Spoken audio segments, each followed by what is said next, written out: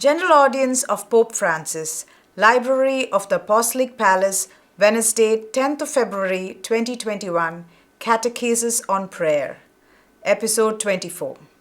Prayer in the Daily Life. Dear brothers and sisters, good morning. In the preceding catechesis, we saw how Christian prayer is anchored in the liturgy.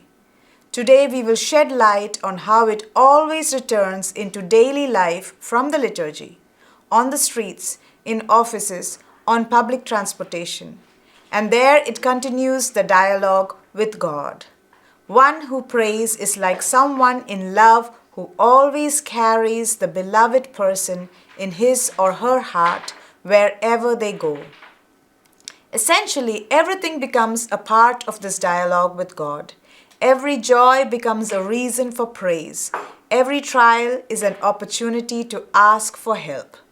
Prayer is always alive in our lives, like embers, even when the mouth does not speak, but the heart speaks. Every thought, even apparently profane ones, can be permeated by prayer. There is even a prayerful aspect in human intelligence. It is in fact a window peering into the mystery. It illuminates the few steps in front of us and then opens up the entire reality, this reality that precedes it and surpasses it. This mystery does not have a disquieting or anxious phase, no.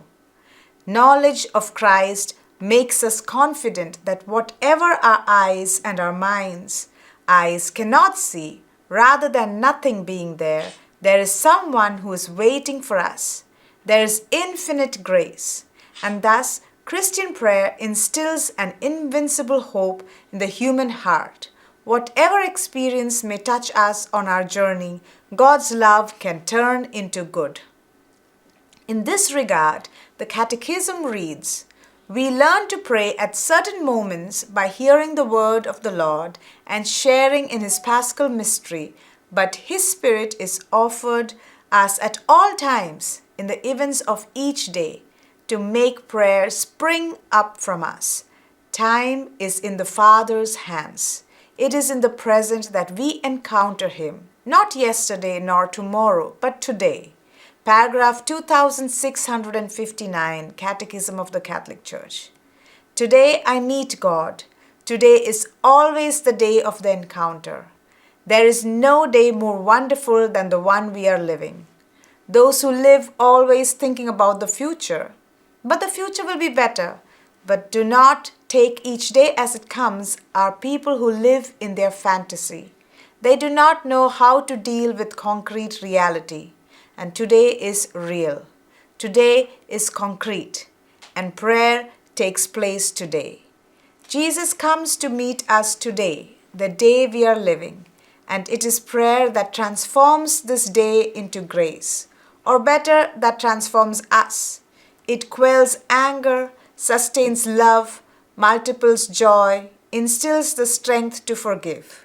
Sometimes it will seem that it is no longer we who are living, but that grace lives and works in us through prayer.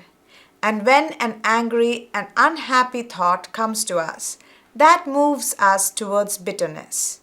Let us stop ourselves and say to the Lord, "Where are you? And where am I going?" And the Lord is there. The Lord will give us the right word, the advice to go ahead without that bitter taste of negativity. For prayer is always, to use a profane word, positive. Always. It will carry you forward.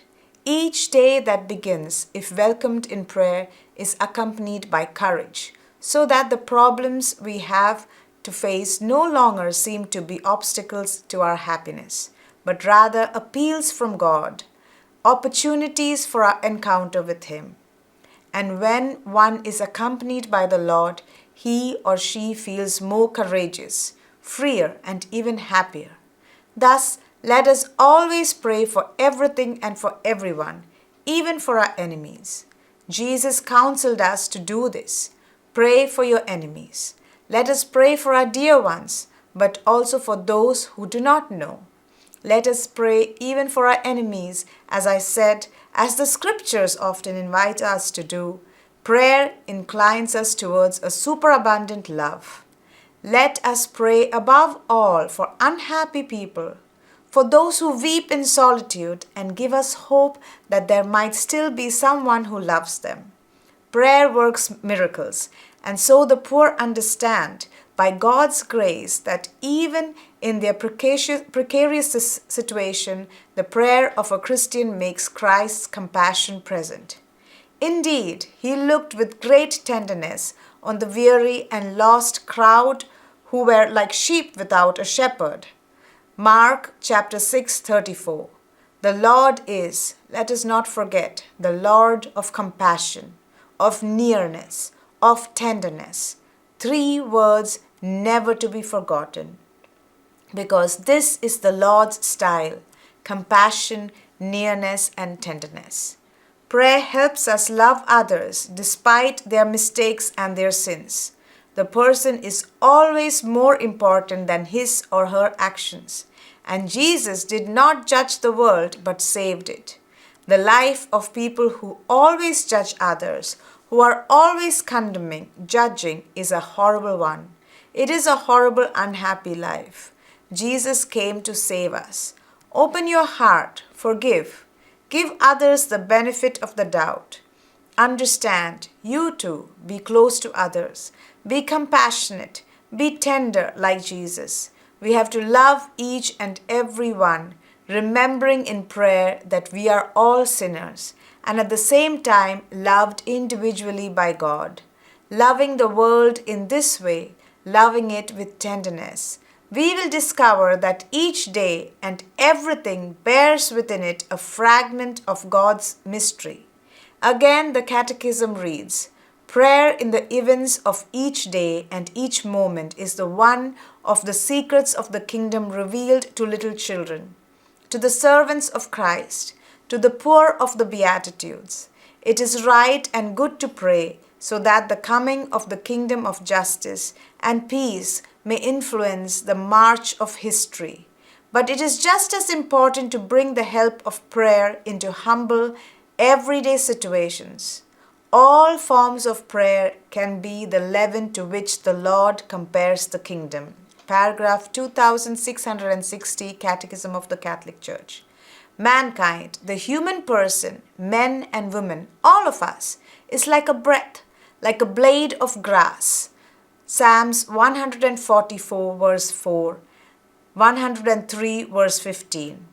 The philosopher Pascal once wrote, there is no need for the whole universe to take up arms to crush him.